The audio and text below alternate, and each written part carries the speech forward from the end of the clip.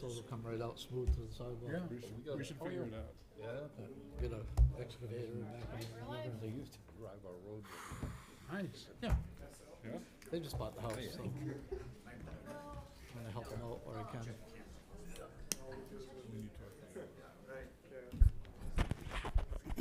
Good evening, the hour being 7:01 PM. On Monday, July 28th, 2025, I'd like to call to order the City of Laconia City Council meeting. Before we go any further, though, I'd ask you all to stand and join me in the Pledge of Allegiance.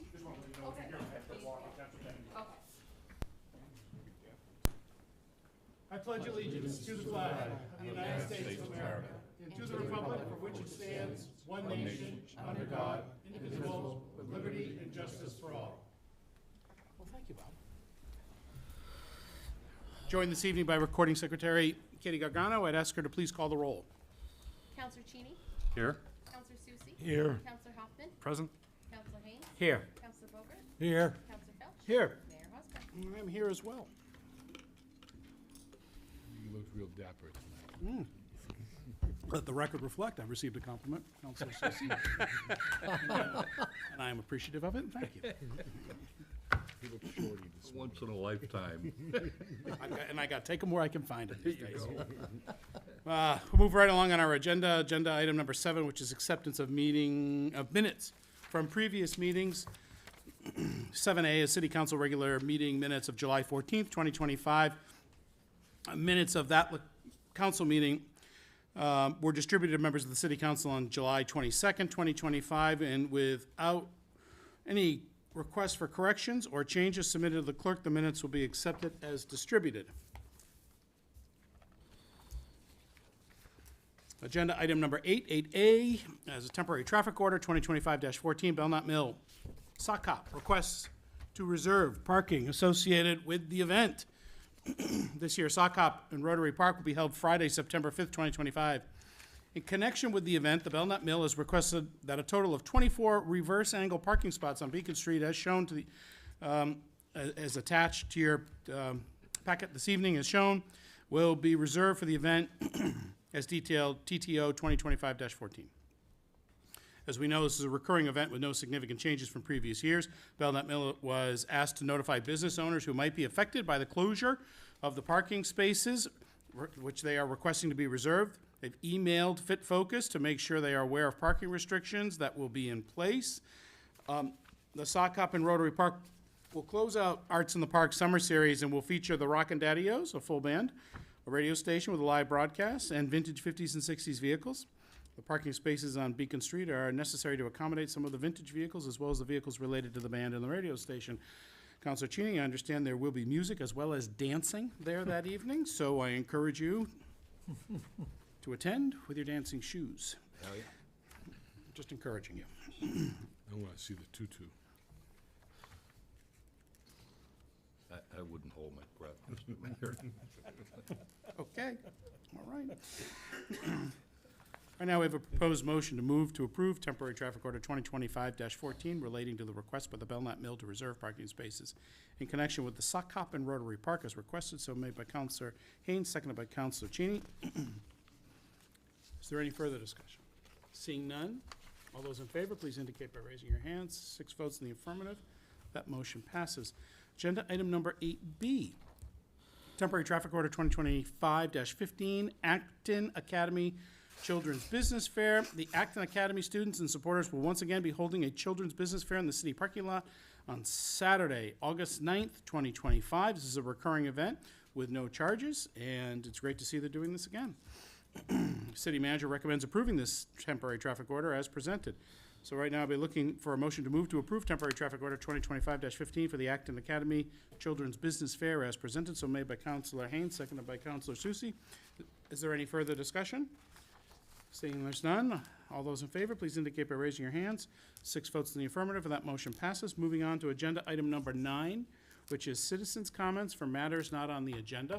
If there's something not on the agenda, I encourage you to come up, introduce yourself, let us know where you live, and we'll give you 3 minutes to speak.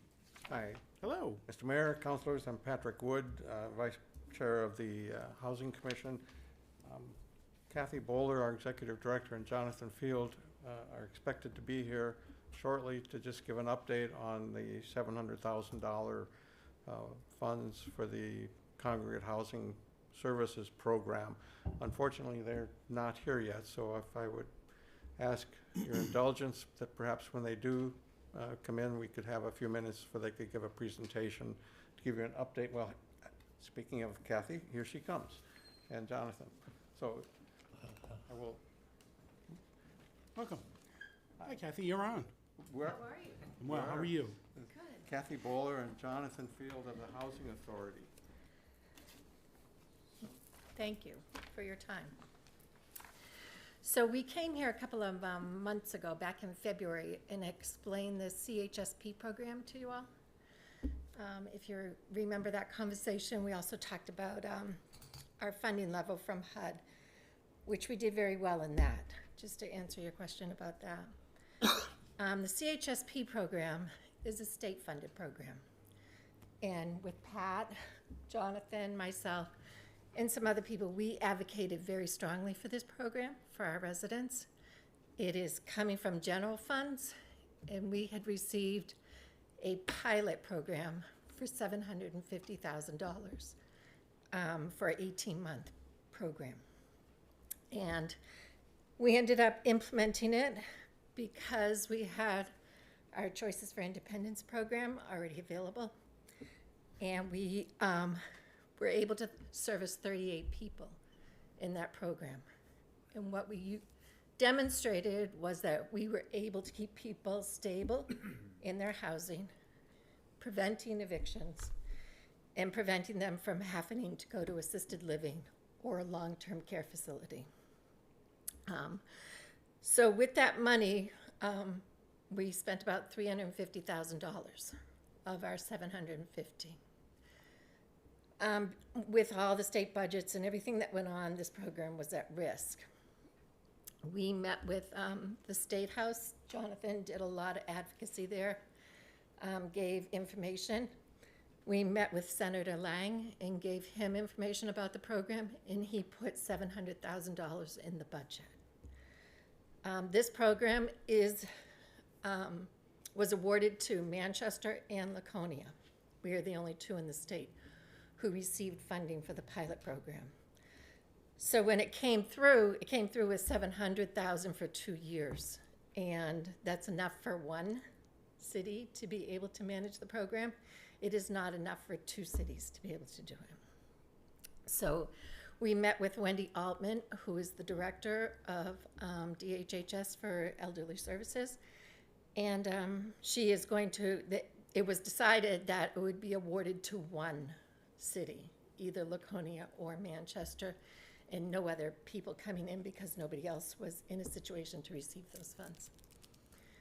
So what we're asking for is, as a result of our advocacy, which Manchester didn't really advocate for the funds at all, that we would like this group's support in a letter, form of a letter. We have statistics and information on how we served our people and what we did with those funds to be able to keep them housed, so that we would be able to be awarded the funds and be able to continue the program for our residents. As you know, it's in 3 buildings, Sunrise Tower, Sunrise House, and the Tavern, and it's for people who are not eligible for our Choice for Independence program, but otherwise may falter and otherwise may have issues with their housing if they didn't have this program in place. So they receive LNA services, homemaker services, a meal program, as well as a nursing visit once a month. Thank you, Kathy. We have this outline that we'd like to give to the city manager and would ask the city council to consider that. I'll give it also to the record. So just to refresh my recollection on this, Kathy, thank you for coming in and testifying again. And I'm sorry, I didn't get your name? Jonathan Field. Jonathan. This funding was not included in the governor's budget, right? The initial- It was originally taken out, but $700,000 was put back in Was as it general. in the original governor's budget or not? No, the was not. It No. was not. So, all right, and was there a request in front of the House to put this into the budget, their version of the budget? It was not, we met with the delegation, Belknap County delegation. Based on that conversation, we were told that they had already finished their work on the budget and they could modify it. So we went to the Senate, and that's where Senator Lang was extremely helpful in getting this done. When was the meeting with the House that you had, the With delegation? the delegation, the county delegation, probably a couple of months ago, probably, let's see, beginning of June, I think, when they had their, I don't remember exactly what day it was, either the end of May or beginning of June, we met with the delegation. And Kathy, this had been included, if I'm not mistaken, even 10 years ago, it was $800,000 per year for a total of 1.6 for both? I don't know what it was before, but the state used to have funding and HUD used to have funding. Right. At one period of time, we had lost the funding from both sources. So it was put back into effect, and we were able to utilize it in this past 18-month period. Okay. I think the program was adopted originally in 2012, thereabouts. You're right, it was. It was adopted, and I think it was led by Senator D'Alessandro at the time. That's right. Yes, Regards- yes, it is his. But it wasn't- And we put it in 14 as well, if I'm not mistaken. So, anyway, all right, so what you've outlined are the needs of your Our needs. residents. This letter has to be addressed to whom? Wendy Altman on the back. I provided her address. All right, and how soon do you need that? So we are still waiting for the grant to come our way. We will have to application complete form, it, the application process, which is gonna come. And we're hoping to receive it in the next 2 weeks. And then they're gonna give us a very short amount of time to turn it around. So it would be nice if we could receive it within the next 2 to 3 weeks. I think this is such an urgent need, and the idea that it was not included in initial phases of the budget is remarkable because of the impact it would have on this local community. Yes. And other people around the state maybe didn't realize that, but we know it. So I would like to say we can turn this around within the next couple of days for you. Okay. And have it signed off. I think it's too important to the people that you serve and your organization as well. So any problem turning that around? So No, quickly? as long as I have either consensus or a vote from you guys to do that, we can draft this up in the next couple days. So why don't we just set it up for, yeah, hold on one second. Why don't you make copies of that and share it with the council to make sure that the general parameters of it make sense? Yep. And we can probably individually, once we have that, reach out to you and let you know if it's acceptable. I don't think you need to pull it back for another vote, but I'm happy to do that if you like. No, I think if you agree with the premise of this, give me permission to write it, that's how we usually do. We'll draft the letter and send it on your behalf. I think time is of the essence. Yep. Yeah, Counselor Susan. Just you said the grants was 700,000. In the past, you've gotten 750. So Are you- the original pilot program was for $1.5 million. We received $750,000. When we met with Senator Lang, we told him how much money we would be able to manage to, knowing that the program was, under being not funded at all. And we told him we could probably manage it with that $700,000. Okay. I just wanted to make sure you had enough to take care of the people. That was my exact, that was We my think we reason. can manage it to that and make sure that we take care of the people. Okay, Our projections actually are what brought that about. okay. Yeah, that's what Senator Lang ran with when we told him how much we would need to run the program for 2 years. Jeff, I think it's great. I just wanted to make sure, I'm not saying we have money, but I want to make sure if you needed some help to get more of a grant, we would try to, We're averaging about $33,000 to $35,000 a month, so it's not going to cover the full cost of it, but it's going to cover 95% of it, and we'll find a way to make it happen. thank you, Pat. Thank you. It's real good. Yeah, so thank you all, and it's, the support Thank you. from the community is going to be very helpful, we think, in getting this moving in the right direction. So we really appreciate your help. So, thank you. Thanks, Matt. Thank you, Kathy. Thank Thank you, you. John. Welcome. Thank you. Now I'm gonna go home. Well, that's a good news. So we're still on 9. Citizens' comments for matters not on the agenda. If there's something that's not on the agenda you would like to speak to? I would love to. How you doing, guys? I'm Chad Puzzo. I'm the owner of Mini Winnie Party Boat Company. I'm here tonight to ask to reconsider the rule Weirs Beach Docks, there's now a sign that says it's a $100 fine, fine for us for docking. This hurts small businesses, local businesses like mine. It also against all progress they made to bring the life and the energy back to Weirs Beach. I grew up here. I've been here about 50 years. I know it doesn't look it, but I have. I've been here from the Weirs over the years. It's now a vibrant and busy place. The new docks is a great thing. You guys did a great thing with the new docks. This brings more visitors and more business to the area. But if we limit access and service like mine, the progress will slow down. Commercial boats like ours do more often than tours. We bring people to the Weirs. Families, birthday, groups, bachelorette parties come with us. They ask, many of our guests ask from out of state, they ask us where to go. We say, go to the Weirs, a lot to do there. We do not loiter at the docks. We do not have staff there. We do not sell any products or business at the docks. Everything we booked ahead is online and ahead of time. So we only dock long enough to drop off people and to pick people up. That's it. We're quick, safe, and respectful. Our goal is simple. We want to give people a fun, safe experience on the lake. We also want them to visit the Weirs, spend money, and come back to Laconia year after year. A $100 fine for commercial boats that bring business to the Weirs doesn't even make sense. These boats bring the customers to keep the local restaurants, shops, and arcades busy. Buses, Ubers, and limos allowed to drop off and pick up people off on Weirs Boulevard. So why shouldn't the public docks treat it any differently? So let's work together to keep the Weirs open and welcome and thriving. Thank you very much for your time. I appreciate it. Anyone else like to speak? Okay, let's move on to presentations. Agenda item number 14A. Nate Garrett, Assistant Public Works Director, Asset Management Grant Program through DES. Evening. Good evening, welcome. Thank you. Did you have a slide presentation of some sort? I do. Oh, okay. Once he puts it on, it'll. Okay, got it. Once I put it on. This is the test. Is it on? It is on. All right, great. Good evening. Again, my name's Nate Jarrett, I'm the Assistant Director of Public Works. With me here today is Sarah Ridyard from DES and Sam Lewis from Hoyle Tanner. John Jackman from Hoyle Tanner was probably the number one player in this whole program, and he's not able to be with us today. But we'll take a few minutes of time here if you don't mind. Thank you. So just wanted to kind of recap why we're here. I know we came about and asked for permission for this grant about 18 months ago.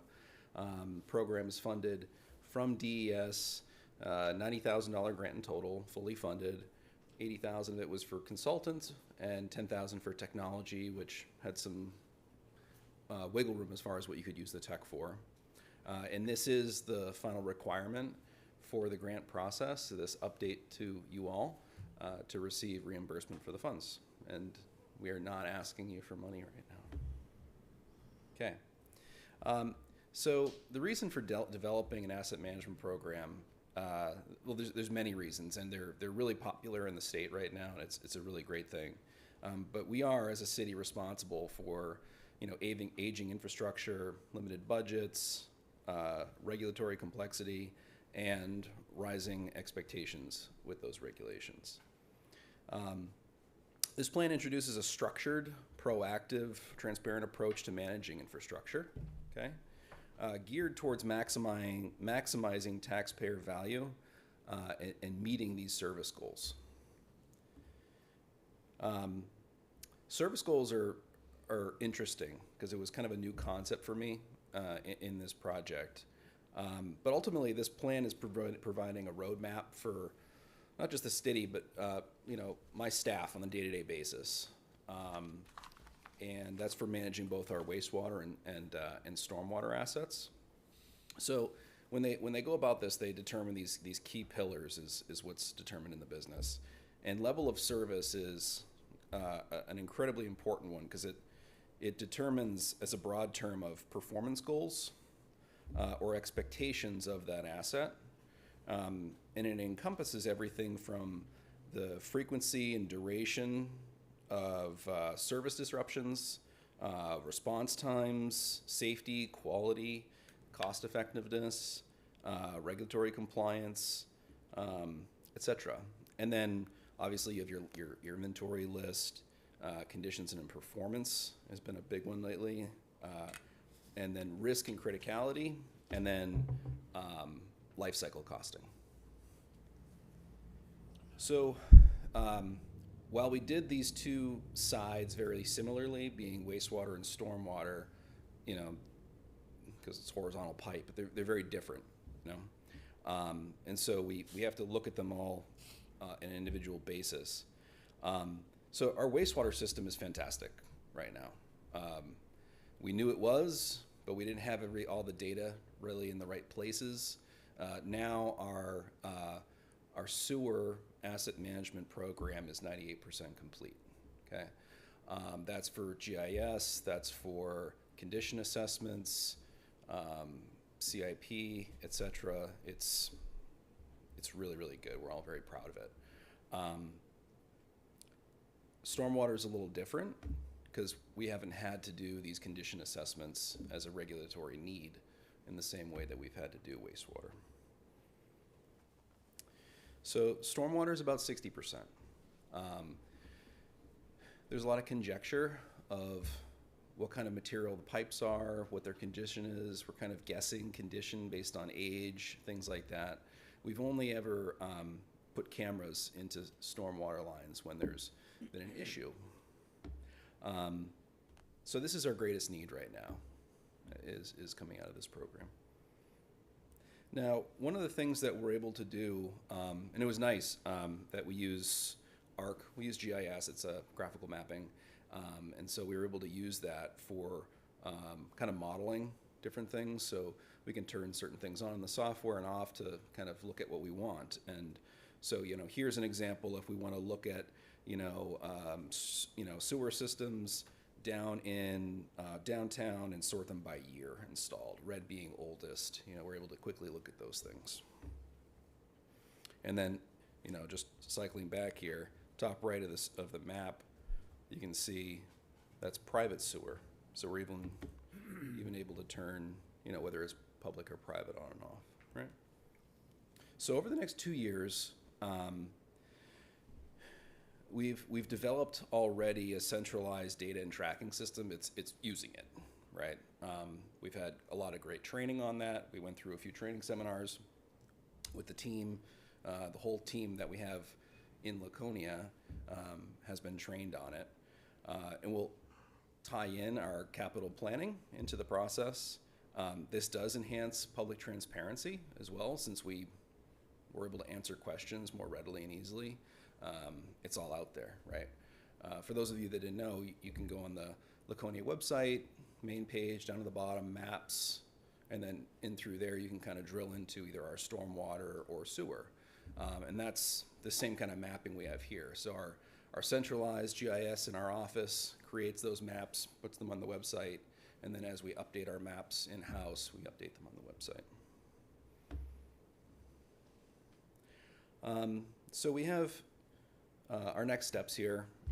Short-term needs are just some dedicated oversight, which is my staff. Training is ongoing, right? Like anything else, what's great, and we're going to get into this in a moment here, is the technology, is how we are able to import data in real time and with quality control. And from there, we can actually change the software that we're using in the field as needed to better meet our needs. So the technology component is great because the data is only as good as the information going into it, right? And we were able to streamline a lot of this process to get the data in there very, very quickly. But in the original grant, there was $10,000 for technology. A lot of communities use it to buy new tablets. Over the last 2 years prior, we'd already kind of re-upped those. So all of our tablets are already very modern, and we have more than enough of a number. We had identified, though, that we wanted a pole camera in the office, which is a high-resolution camera on the end of a pole that you can stick down a manhole, and zoom in down a pipe. And the one we ended up purchasing, we demoed a few. It has a laser on it, so if there's an obstruction in the pipe, you're able to zoom in right on it, and it'll tell you it's 87 feet down the line. And we know where to go and dig if necessary. It's been very handy. We've used it a lot more than we were thinking we would, and it saves a lot of money in contractor pay. To get a camera truck in for a day, it's about $3,000, give or take, and there's minimum cost for that. So it's nice to just be able to go and look at something really quick in the troubleshooting process, or no, we do need a camera for this, we need a truck in. So there's the pictures. That's the technology side of what we were able to procure as part of the grant process. As far as how to manage this data with software, we already had Arc Pro, which again is that mothership software in our office that puts all the maps online and everything like that.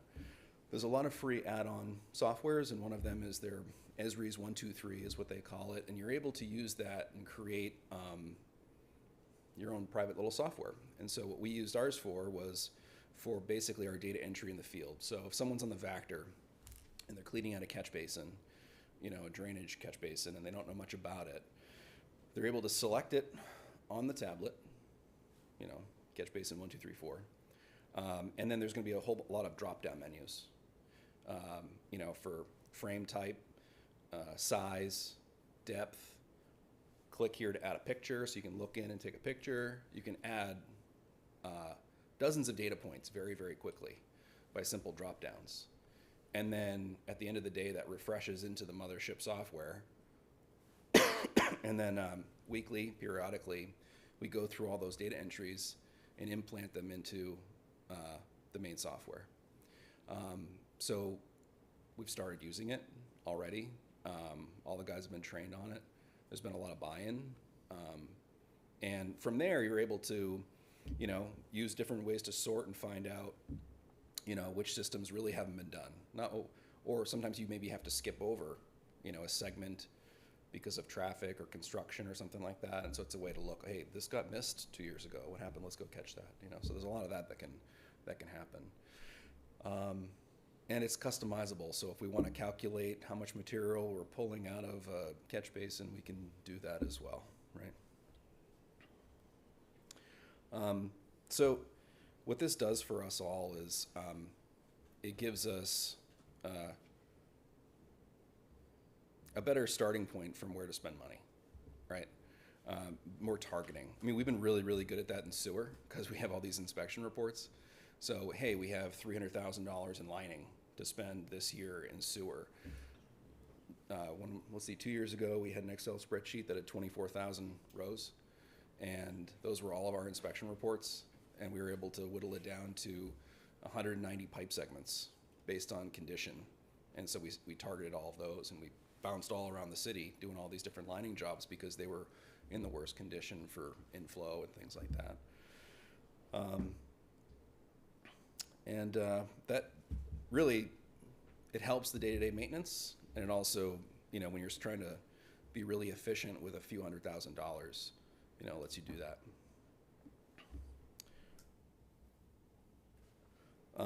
So, we ask for your continued support, as you have been, with all these endeavors. Just recognize that it's important, and we thank you. And that is all. So Nate, thank you very much. That was really excellent. And how much was the total grant last year? Was it $10,000? It was a total of 90. It was a total of 90. So the $10,000 that was used, was that allocated for the camera? Is that correct? Yeah. Oh, okay. So the camera was a total of, I think, 17 or 18,000. So we were able to put it towards that. Okay. And it was something that we recognized that we needed anyways. In any given year, how often would you have a camera truck come in to do the look at a line? 7 or 8 impromptu visits.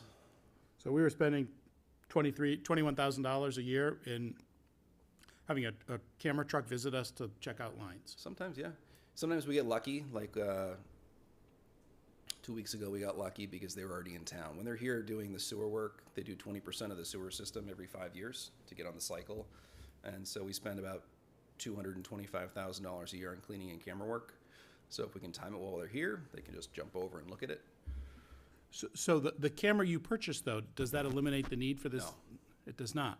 No, it does not. It just supplements the work that they're doing on those? It supplements, it helps us identify whether we need to dig or not, whether we need to bring a Vector in or not, whether the problem is inside the right-of-way, outside the right-of-way. A good example would be, we used it most recently down on Chapin Terrace, where there was a 36-inch stormwater drain going down to the lake. And there's a sinkhole right in the customer's driveway, and it was like right on top of our pipe.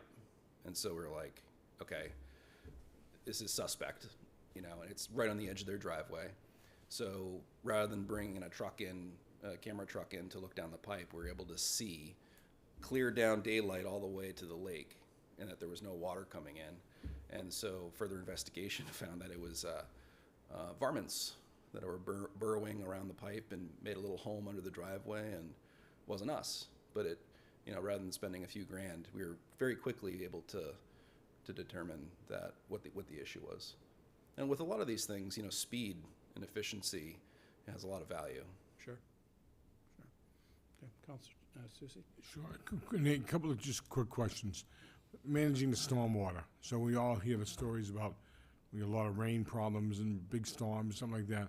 Do we have any specific areas that need work? You might say that the storm drainage is not, we're over capacity, or we don't have enough capacity? Yeah, I don't have all the historical information in my head.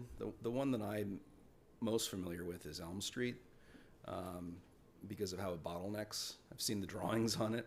I don't think it has too many issues, but it does bottleneck there. What I have learned, though, is that as drainage systems have been kind of piecemealed together over 100 years, they may start off, because they can't do the whole road. Maybe they start off with a segment, put some drainage in. Okay, we didn't catch it all. Add a little more, do this, and a different crew's doing it. Maybe it started off with clay pipe, and then the next round is AC, and so there are a lot of places where it would be good to address it. But as far as actual like overflows and things like that, I don't know off the top of my head. Do you have a plan, through Public Works, that you want to attack or add or let's say enlarge certain systems throughout the city that need to get addressed? Is that built into your? No.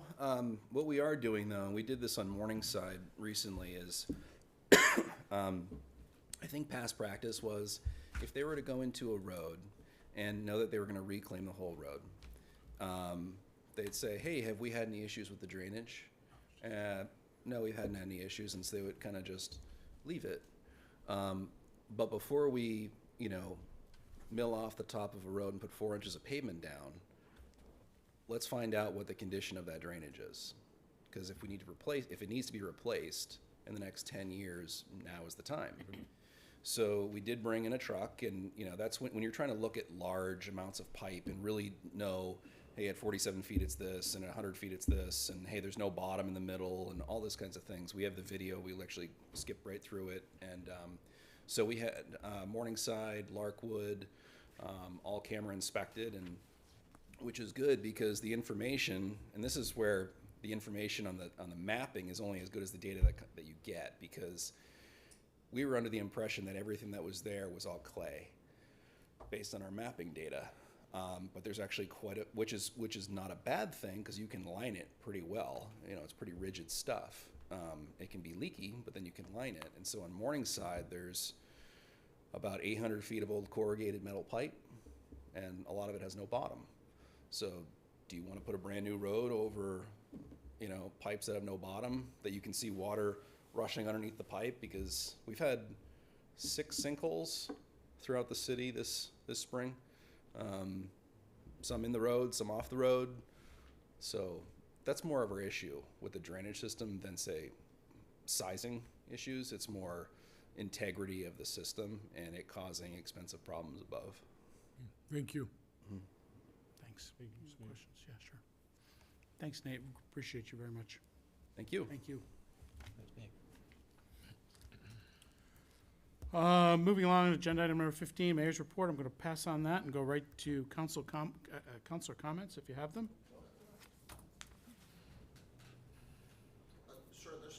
agenda items, or is that passed? We passed that. Okay. Council comments? Thank you. And I apologize to my fellow councilman and you, Mr. Mayor. I was wondering if we could get a report on the status of our roller coaster road cleanup. Okay. I was hoping we could get a report on the solar panels in the weirs.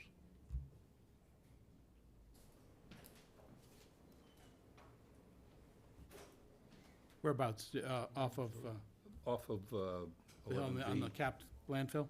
Yes. Okay. I wonder if we could ask the Historic District Commission to look at the weirs and see if there's property there that should be considered historical purposes, particularly Do you the have a veterans, Okay. some of those places that ought to be, we ought to be concerned about.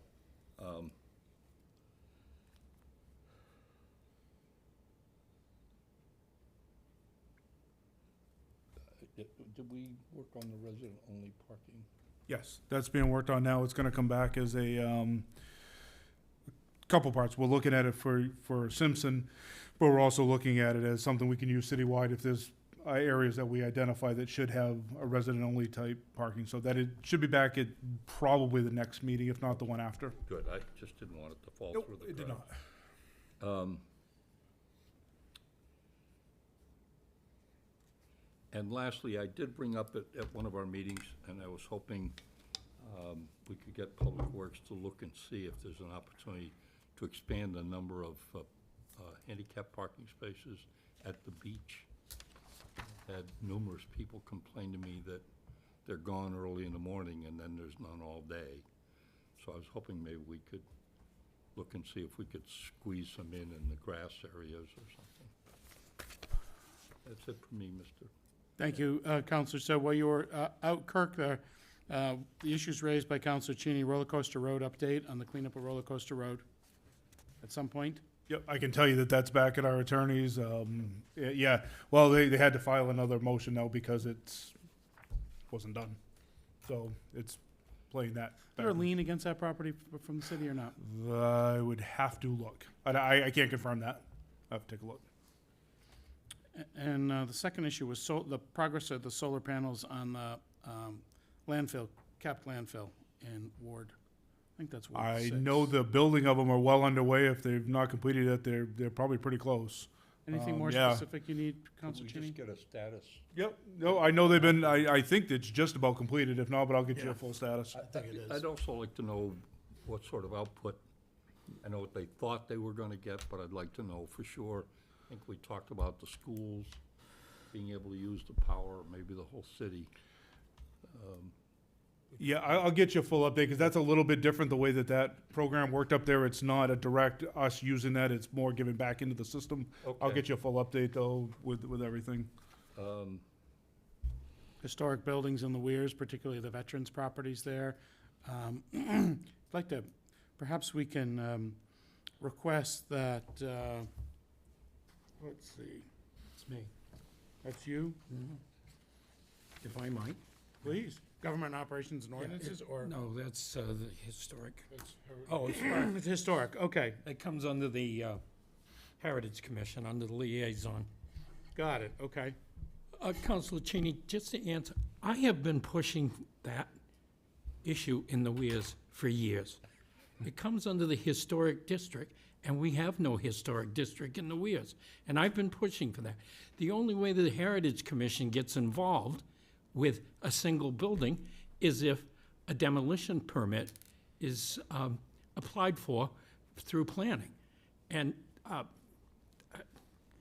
I think we need to get the historic district back alive again, and the first item should be the Weirs. I'm looking at all those buildings, and I hate someone just to say it needs to come down, and here we are. It's too late at that point. Exactly. Are those buildings state-owned? They've been deemed, like, historical buildings or something don't like think that? so. I don't believe they are. I believe the New Hampshire Veterans Association is the owner of those. Or it may be New England Veterans, but Yeah. they're Civil War. Yeah. They were built after the Civil War. In fact, Ulysses S. Grant, they have a picture of him in the weirs at the railroad station. Shaking hands with Charlie St. Clair? I'll ask the next time I see him, Mr. Mayor. But it's more than just Lakeside Ave. I mean, it's going up the hill. I don't know what all, but we ought to look at it all and Well, as I discussed with the council last meeting, you know, we have that building on Old Prescott Road that has been deemed historic significance. 406 Union Avenue is going to come before the Heritage Commission, I believe, on August 13th. And, you know, once it gets to the Heritage Commission and there's a demolition permit, you can read the ordinance, but there's just a certain time frame and everything else like that, and it's really sad that, So what would you suggest what's the proper course of action to put enough regulation in place to make sure that they're not just demolished, but then again, it is the association's private, well, I don't know, I guess it's private property if it's owned by an association. How would you like to work to preserve that? What's the step? well, as far as the Weir is concerned, we need a historic district. Okay. It's just like what we have on Church Street. Right. You know, that type of thing. I believe, Mr. Mayor, that like the Federal Historic Registry. Register, if we get this on a historic register, then it's not quite so easy to get permits and all that other stuff. Exactly. And there are, going up the hill, Tower Hill, and some of those other places, there are a number of places that are pretty historic. I'd like to see us try to save some of them. Yes. We can work on that. You'll work on that? Work, okay. Yep. Okay. Mr. Mayor, if I may, Mhm. would the owners have to apply for that historical? How does I understand it? No. Okay. Thank you. Historic buildings, and the last one is, I think before we go adding more parking spaces, but I don't know, if people who need handicap parking don't have access to handicap parking, maybe we should look to just see if we can't squeeze a couple more in there on the grass. I don't know how you determine that. I'm not saying, I mean, you have constituents who are getting to you and complaining. Therefore, I think we should have maybe a structured way to look into this, Kirk, to. Yeah, I'll work with Parks and Rec and just take a look and see what they think. They may have an easy solution that we can implement there. Yeah. Is there might be a ratio guideline Yeah, from well, ADA. sure there is. There is. From the ADA. There is, there is, but you know, I also think too that we know one of the complaints about the limited public access. I mean, boat docks, which people have concerns with, and I would totally understand that. But you want to make sure there's ample access as much as we can preserve for people to use our few beaches. Anyway, but okay, you get them all right for you here as far as the issues. Okay. Thank you. Yeah. Any other council comments? How about liaison reports? You have liaison reports. We'll move right on to agenda item 19 then, which is citizens' request to comment on current agenda items. If there's a current agenda item you'd like to speak to, now would be the appropriate time. Seeing none, we'll jump right along to the city manager's report, number 20. Thank you, Mr. Mayor. So before we jump into the projects update, I just want to make a quick comment.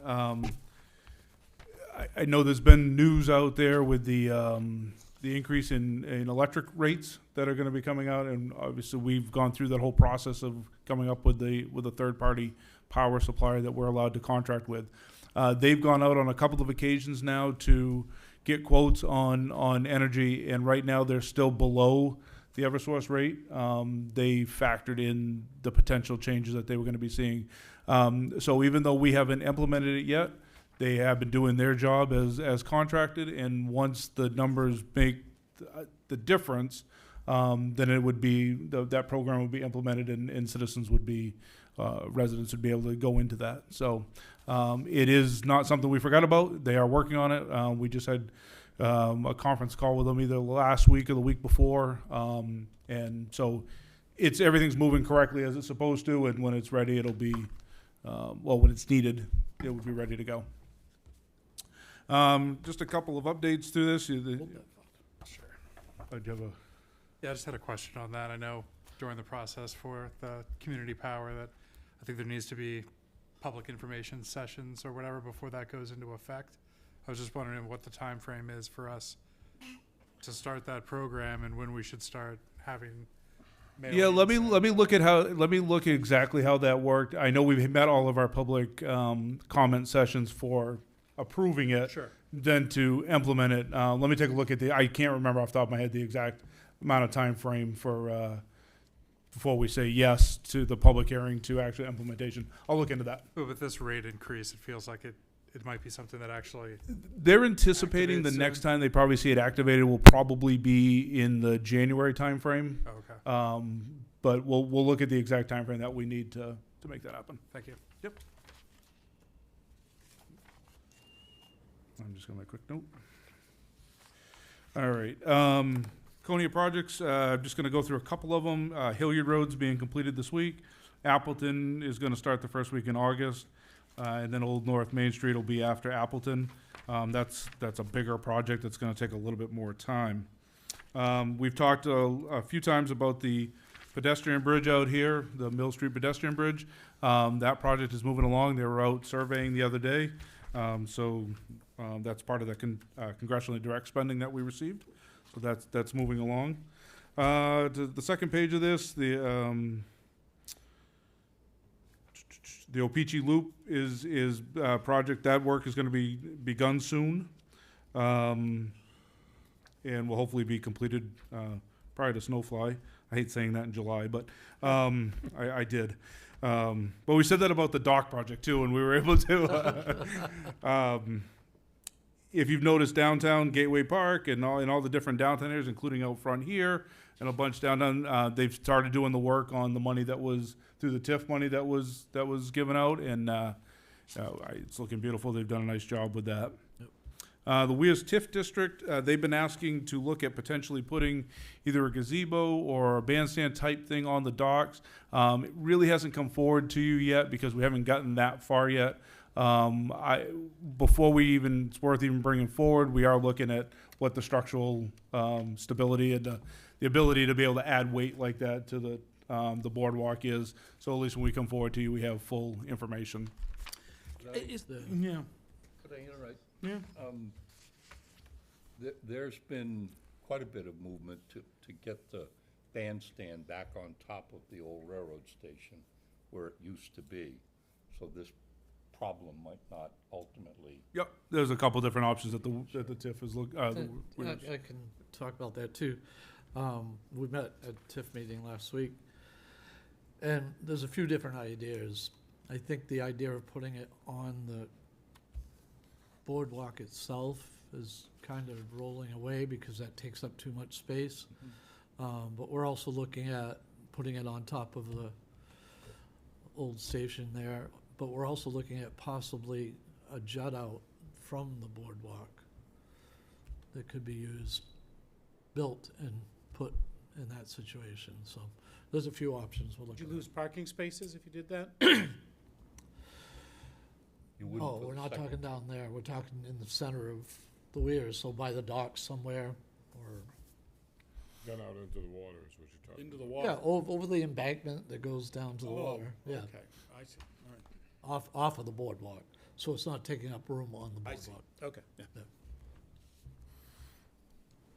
Winnipesaukee River Basin Project, they've been working, I've talked about this a bunch. I won't get into it too in depth tonight, but maybe when Wes comes back, he'll give you a little bit more of an update.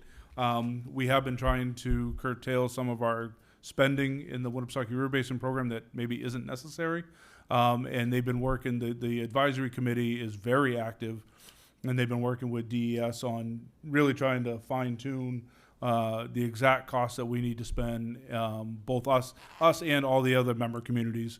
So we're trying to be as fiscally responsible as we can with that, and so they've been working really hard on that project.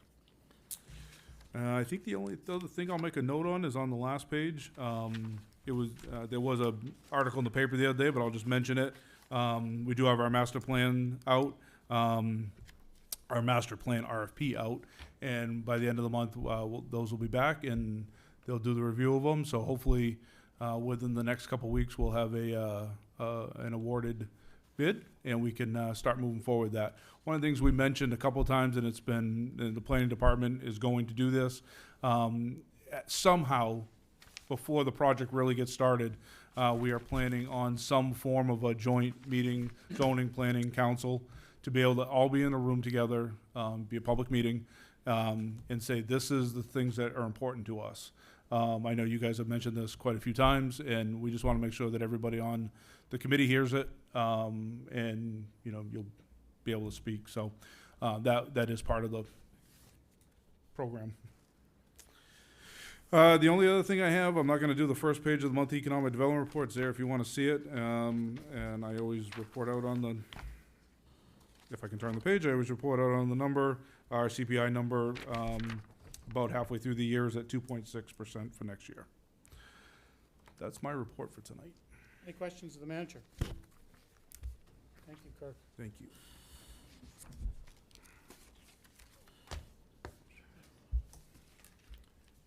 Moving on to agenda item number 21, which is new business, agenda item 21A, temporary traffic order 2025-13, the Rev White and Brewfest Antique Classic Car Show. Kirk, could you touch on that briefly? I will, and move right to. And we have the owners here. So what they're looking to do, last year they had the car show downtown. They used all the parking spots on the side of the road. Kind of became a safety hazard.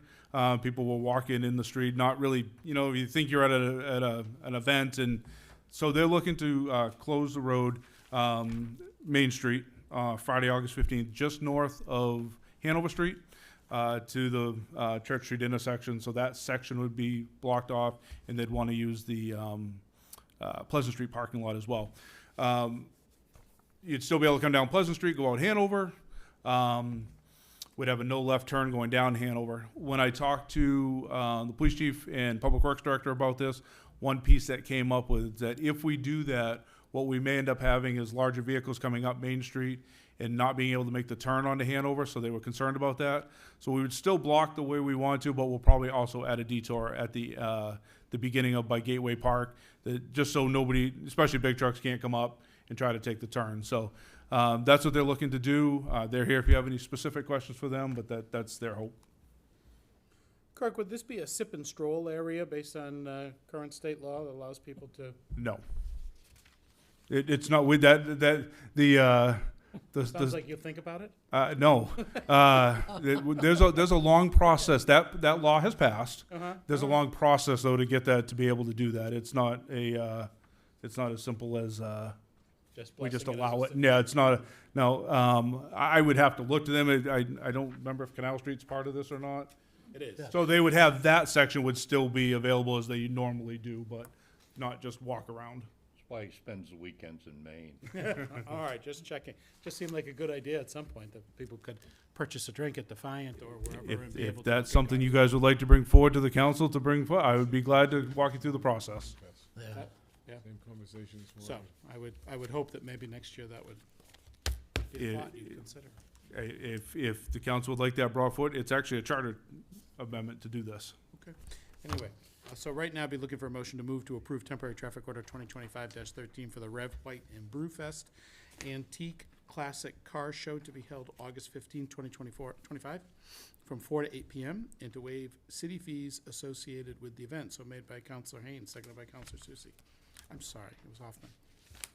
Nonetheless. Is any questions or discussion on the motion?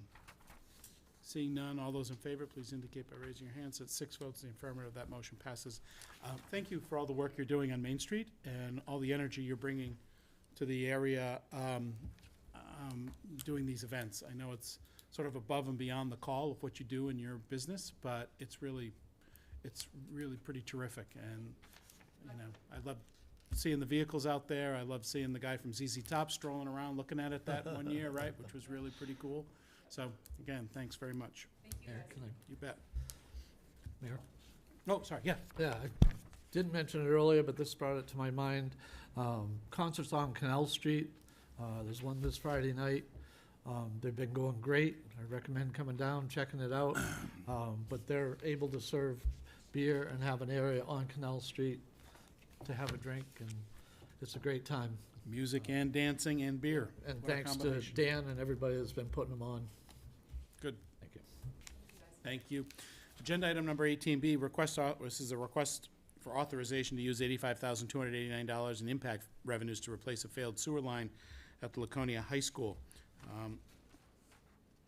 As you probably all have been aware, that the sewer line, the oldest section of the high school, recently failed, resulting in sewage backing up into the classrooms. The school district requests that the impact fees will be used to repair this line.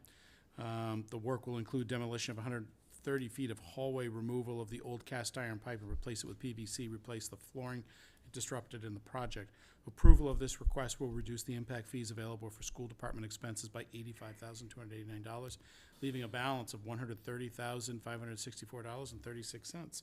I know Diane Clary is here if we have any questions, but right now, we're looking for a motion to move to authorize the use of $85,289 in impact fee revenues to replace a failed sewer line at Laconia High School as presented. So made by Councilor Haynes, seconded by Councilor Susie. Is there any further discussion? Mayor, Yes. the only thing I would like to know is, in that 85,289, is there a contingency fund? When you get into projects like that, it's easy to find something you didn't know that was there. Right, so it's actually 3 vendors, the flooring vendor, the demolition vendor, and the plumbing people that are gonna replace the pipe. And they've given us bids and proposals that we've signed off on. So there is no contingency. I may have to come back to you if something bad happens, but I'm hoping for the best. Okay. Fingers crossed, okay. Thank you. Any questions? I have a Yes, question. absolutely. Is it typical for something like this to be funded with impact fees, or? I mean, our budget is, as you know, pretty tight this year. Sure. So we, in past years, might have had the extra funds to do that, but not this year. So it's being funded by impact fees because that's what you have available to fund it Right. with? Okay. Thank you. Thank you. No further questions? All those in favor of the motion that's on the table, please indicate by raising your hand. 6 votes in the affirmative. That motion passes. Oopsie. Moving on to agenda item number 21C, a request to appoint Ward 4 Ward Clerk. On May 14th, 2025, Melanie Clark resigned as Ward Clerk on Ward 4. Moderator Carol Nordquist and the city clerk contacted Roxanne Aruda and asked her if she would be willing to take on the role, and she agreed.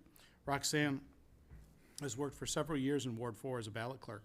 Her appointment will be for the remainder of the term until December 2025. According to Chapter C, Article 2, Section 2:05, all vacancies occurring in the office of moderator, ward clerk, or selectman shall be filled by the city council. So, right now, we're looking for a motion to move to appoint Roxanne Aruda as Ward 4 Ward Clerk, with her term expiring December 31st, 2025. So made by Counselor Haynes, seconded by Counselor Hoffman. Is there any further discussion? Seeing none, all those in favor, please indicate by raising your hands. 6 votes in the affirmative. That motion passes. On agenda item 21D is petition to accept Thompson Avenue as a public highway. Kirk, could you just walk us through this? Yeah, I'll just keep it real simple. So Thompson Ave is one of the streets that is a private road. They're looking to make it public.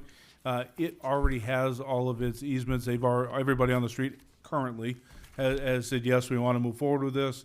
That's one of the requirements to go in front of you guys. The next step would be a public hearing, and then we would work through all the official easements. And so if you're willing to entertain this to start the process, we would move this to a public hearing in September. We need time to notify residents. So we'll be looking for, and it has to go in front of the planning board because the road was never technically laid out. So the planning board has to have their input on it as well. Yeah, if that happens, we would move this forward to a public hearing and then start that process. What ward is this? It is, one. Yeah, once it came. One. Okay. It's off of Centenary. Okay, so unless there's another question for Counselor? Yes, is this road, do we know the condition of this road? Is it set to city standards? And if not, how will it impact our road program? Yeah, so I couldn't answer how it was built, but I will say that in his,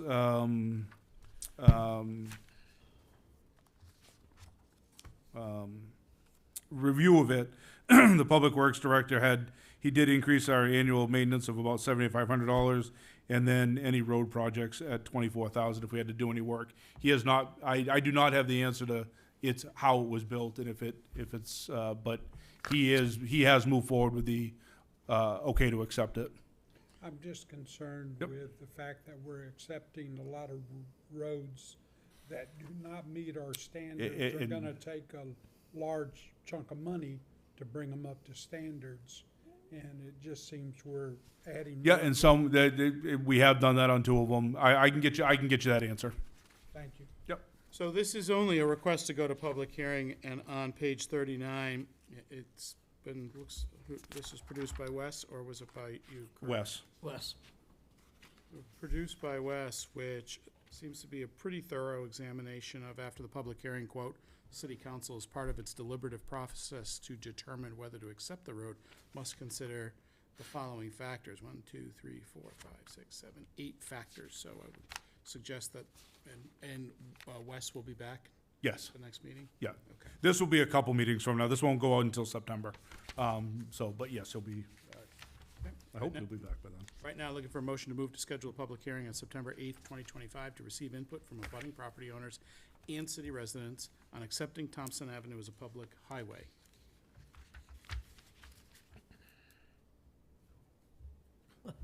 Move it. It's your Yes, ward. I'm sorry. Okay, Counselor Cheney, seconded by Counselor Susie.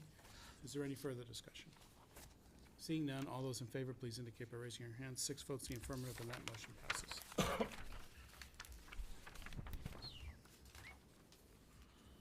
Agenda item number 21E.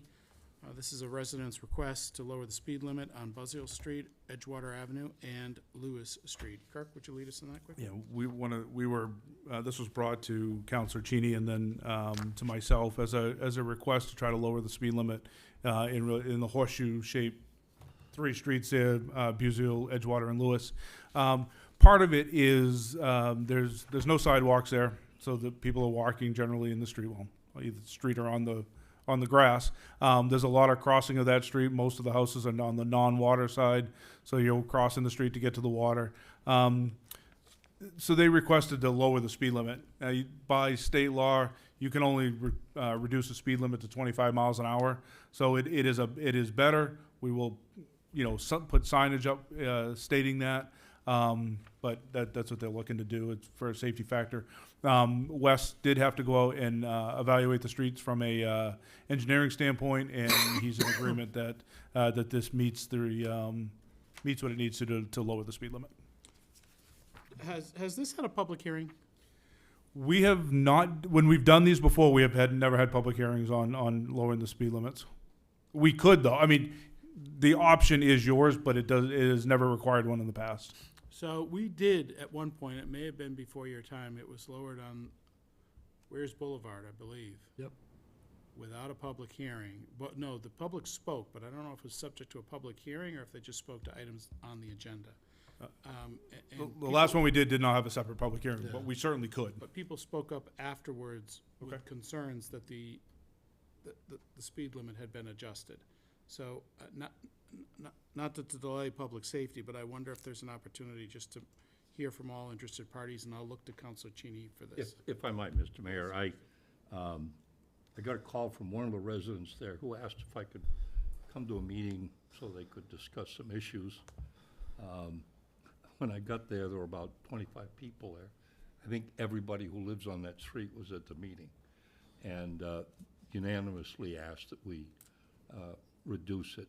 I don't think it's, I think the problem is people use it to get back going towards Lake or, Peachy Park and whatever. And so they're asking us to consider bringing it down to 25. Hope some enforcement can keep it from getting out of hand. They had other issues that will be coming up, but I think I can assure you at least all the residents on that street are strongly in favor of this. So I have a few of these coming up in my ward on 3 streets, and I kind of feel like we should have public hearings on them because, a lot of people have reached out to me to request a lowering of the speed limit, but no one's going to reach out to advocate for keeping the speed limit. So I think people, if anybody has any opposition to it, I think they should have an opportunity to say so before we vote on it. But that's just my opinion.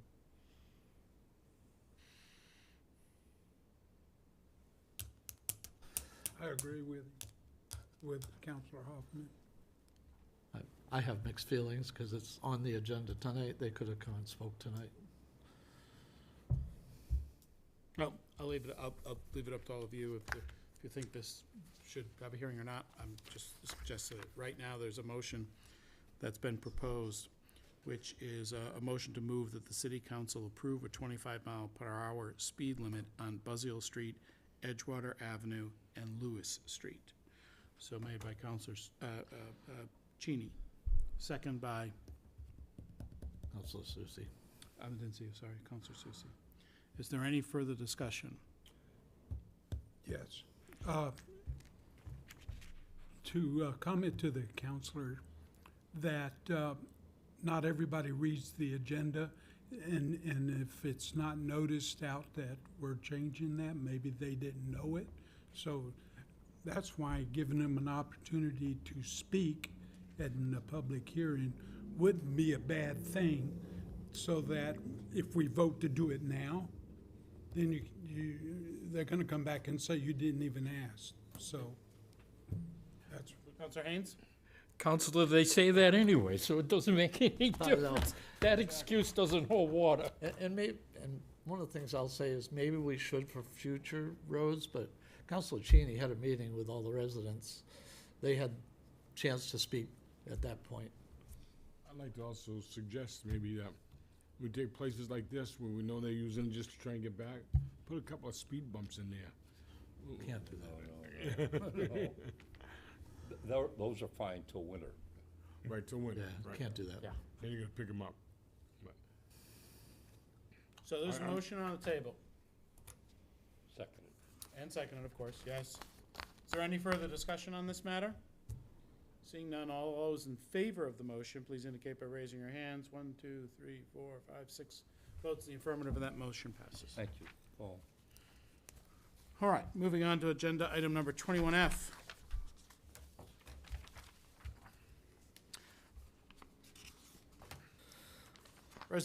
Relative to accepting an award in the amount of $41,765 from the New Hampshire Department of Safety for various highway safety grants. The highway safety funds are used to supplement police patrols with specific funds used for specific highway safety patrols. Grants have been awarded as follows: speed enforcement, $12,000; DUI, $12,000; distracted driving, $4,000; ped bike, I take that to be the pedal bike. Yep. $5,000. Join the click, $850. Drive sober, or get pulled over, $2,000. In-car radar, $2565. Communication outreach betterment, $2,500. Distracted driving, $850. For a total of $41,765. DWI, distracted driving, speed, pedestrian, bike are all specific patrols to focus on the areas of concern for highway safety.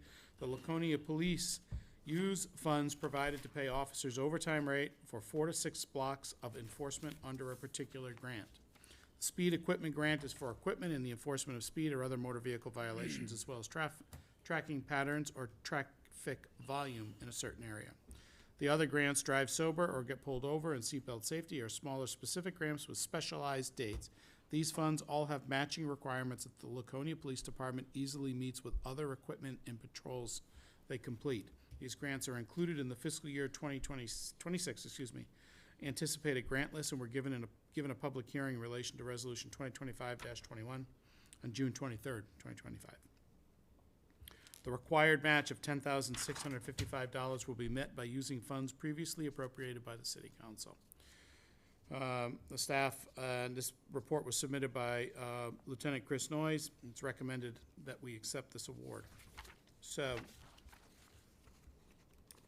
I make a motion. I was just wondering if we should wait for Bob, if you'd like to vote on this or not. I'm sure he'll be back shortly. If I can just say a few words. How about we get a motion in place, you start talking, and we'll slow the vote. How's that? We'll slow roll the vote. Right now, looking for a motion to move to approve Resolution 2025-26 relative to accepting an award in the amount of $41,765 from the New Hampshire Department of Safety, various highway safety grants as presented. So made by Counselor Cheney, seconded by Counselor Felch. Is there any further discussion, Counselor Thank you, Cheney? Mr. Mayor. Yeah. I had a conversation with the police chief today, and I think if you check the paper tomorrow, you'll find that we had a very busy weekend here in the city with accidents and DWIs and all sorts of things. I would only say to the balance of the council, almost every one of these things are necessary to try and reduce bad habits. You know, without these funds, we won't have the level of enforcement that we've had in the past and that we really need going forward. Thank you, Mr. Mayor. Certainly. Counselor. And I will say, I noticed that distracted driving's on there twice, but also think that should be even more money. Yes, I agree.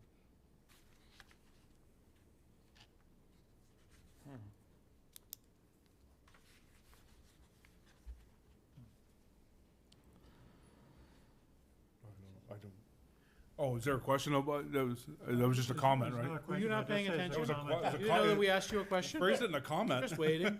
Oh, I was slow rolling the vote until Counselor Susie came. I Okay? think one of those is for patrol and another is for equipment. That's why it's on there twice. That's fine. I thought you just made a comment. Should be more. All right. Is there any other questions or comments on this? Seeing none, all those in favor, please indicate by raising your hands. That's 6 votes in the affirmative. That motion passes.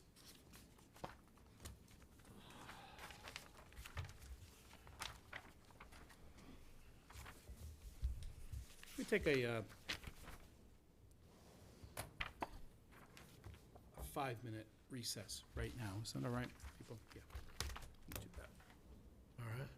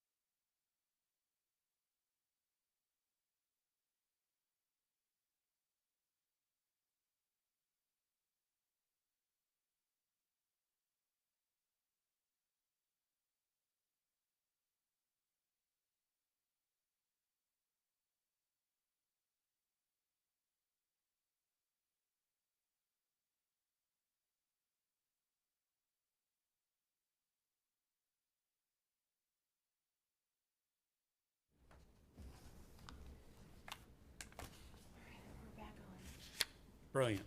Okay, we're moving on to agenda item number 22A, which is Resolution 2025 relative to proposed amendments to sections 2:02, 2:03, 2:06, and 3:05 of the Laconia City Charter to be included on the ballot for the November 2025 municipal elections. So we have a series of 1, 2, 3, 4, 5 individual items. They are all on the table right now. So in order to move forward on any one of these, and I suggest we don't do these in bulk, we do them one at a time. And that we would need a motion to take this off the table before we continue any discussion. Counselor Felch moves, Counselor Cheney seconds it. All in favor of taking it off the table, 6 votes in the affirmative, that motion passes. We're supposed to do a roll call on that, Katie? You give me a bit of a frown, I thought. You don't have to deal with me much longer, Katie, all right. Okay, so Just joking. let's work through these one at a time, and we're going to use the first one. Is there a motion to move to approve amending section 2:02 of the City of Laconia Charter to reflect the language contained in New Hampshire RSA 654-27 in connection with supervisor of the checklist sessions? So made by Counselor Felch, seconded by Counselor Hoffman. Is there any further discussion? Katie, would you like to refresh our recollection as, if you're familiar with this language and that we needed to correct, just so we... Okay, so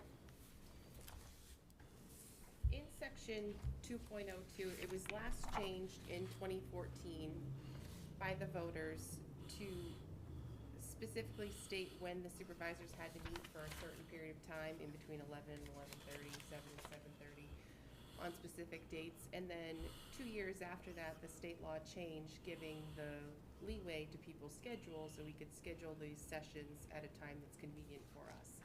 So I'm just looking to keep it to what the state law says instead of having these dictated times.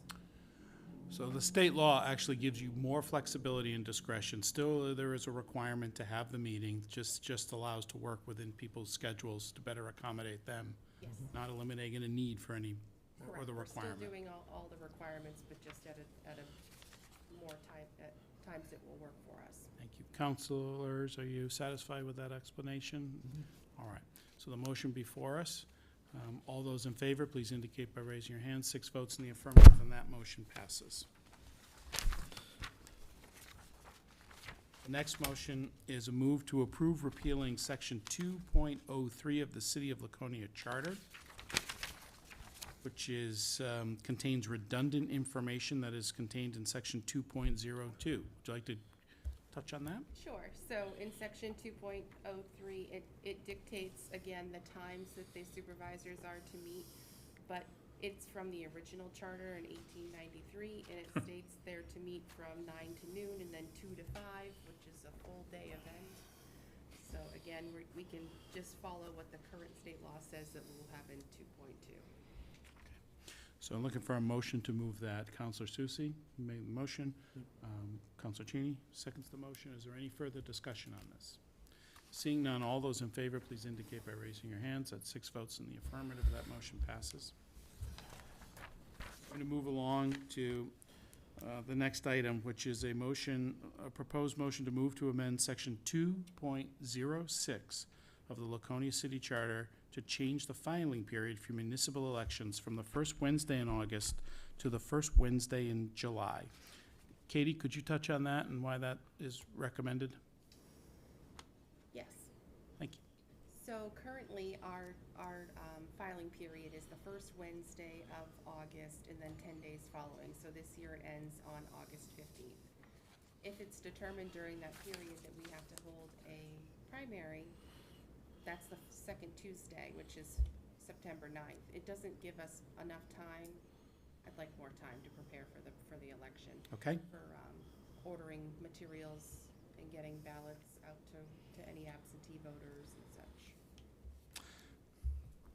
That also it doesn't coincide, but you've got the end of each month, which seems to ramp up as far as the number of people at the counters, constituent interactions, it's an increased volume, right? So Yeah. compressing that time makes it even more challenging, I would think, right? Okay, so right now, did I get a motion on that or not? I don't think I did I? Right now, we're looking for a motion to move to amend section 2.06 of the Laconia City Charter to change the filing period for municipal elections from the first Wednesday in August to the first Wednesday in July. So made by Counselor Phelps, seconded by Counselor Hoffman. Is that all right? Is there any further discussion? Counselor Felch. I'd like to offer a friendly amendment for that and make it the second Wednesday of the month instead of the first, so it doesn't conflict with 4th of July, where 4th of July could end up being on a Wednesday.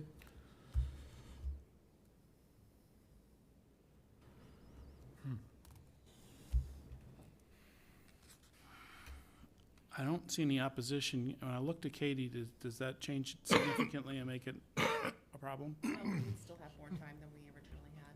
Okay. So we're going to amend that to the second Wednesday in August, in July, as opposed to August. Okay. Do we have to vote on the amendment? Friendly amendment offered by Counselor Felch. Is it seconded by Counselor Cheney? All those in favor, please indicate by saying that 6 votes in the affirmative on the amendment.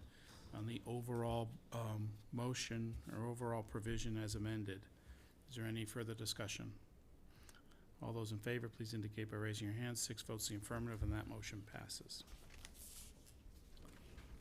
Moving on, next, we're looking for a motion to move to amend section 3:05 of the Laconia City Charter to change the city council meeting from 7 PM to 6 PM.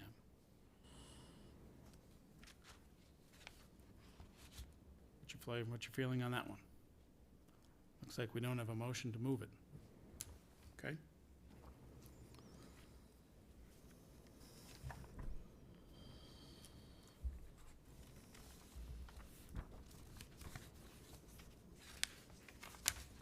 So no motion, it just sits there and dies, right?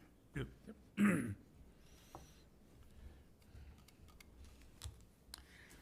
The other, what remains then is a proposed motion to move to repeal the provisions of section 2.06 of the Laconia City Charter pertaining to municipal primary elections when 3 or more declarations of candidacy are filed for the offices of mayor and ward councilors. This would eliminate municipal primary elections in Laconia for mayor and city council. Mr. Mayor, I'd like to make a motion to table this item.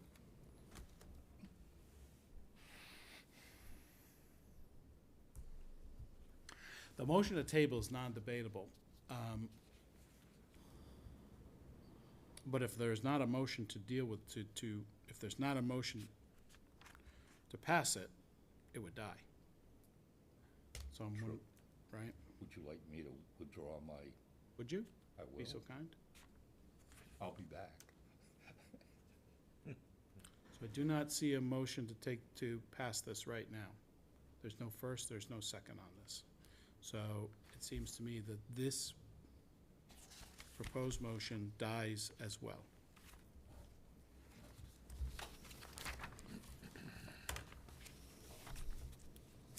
Does that resolve everything that's on this now as far as proposed motions before the council? Yes, there's just the last one to move. Right, yeah, now we're gonna have to vote on this as a whole. So it would be, I move to approve the amended resolution, and that would be on there. So right now I'd be looking for a motion to approve the amended resolution. And you would also want to take out, we would remove the ones that were not voted on. The last two. Last two. Which is No, 2.0. it's And the third one and the fifth one. 2.6 and 3.5. But It's listed on 3.5 and 2.6. 2.6 is on there twice with the filing period and for the election. That would have changed. So it's the primary elections that we want to make sure in the Yeah, that would be removed. Then the the time time one of would the be city removed. Yep. The one with the time frame for, we'll have to check to see, that may have to go to another public hearing, we'll just have to confirm that. The filing period. Yeah, and that may come back to us as but that's fine, that's relatively easy. We'll get confirmation on that. Because of the amendment, yep. Yeah, because we'll check.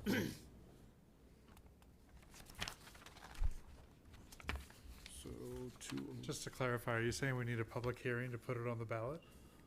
we had public hearings to put these on the ballot. Yes, you need public hearings to put them on the ballot. Okay. And if the Secretary of State's office has any changes that they want to make, it comes back to another public hearing. So there's a significant number of public hearings before it actually goes on to the public to be able to vote on it. Yes. Okay. Thank you. A lot of moving parts in doing this. So just for the record to reflect accurately, we have not approved the change in time to the city council meeting Correct. and the change to primaries. Right. Correct. So 02, 03. And 06. Yep. 06 in regards to making it consistent with RSA 654:27. We have moved that item and passed it. Yes. Okay. So right now, I'm looking for a motion to move to approve amended resolution 2025-25 relative to proposed amendments to the Laconia City Charter to amend sections 2:02, 2:03, and 2:06, specifically filing period for the municipal elections. As amended. I did that at the beginning. Yep. As amended too, right. Okay. That would be the motion. Yep. Who's in? Oh, yeah. Hoffman. Felch. Any further discussions? All those in favor, please indicate by raising your hand. 6 votes in the affirmative, and that motion passes.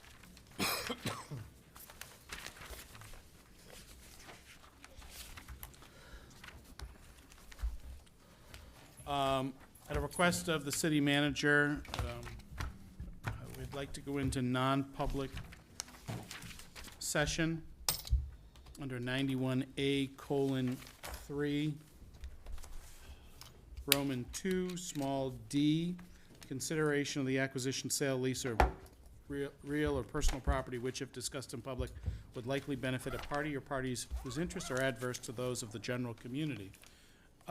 When we return, we are going to just adjourn the meeting. There will be no additional items addressed when we return from non-public. So do I have that motion on behalf of Counselor Hoffman, seconded by Haynes? We'll call a roll on that, Katie? Counselor Cheney? Yes? Counselor Susie? Yes. Counselor Hoffman? Yes. Counselor Haynes? Yes. Counselor Bogart? Yes. Counselor Felch? He's talking. 5 votes in the affirmative, that motion passes. We will be moving to non-public session, and I'd ask the chamber to be cleared. Very good.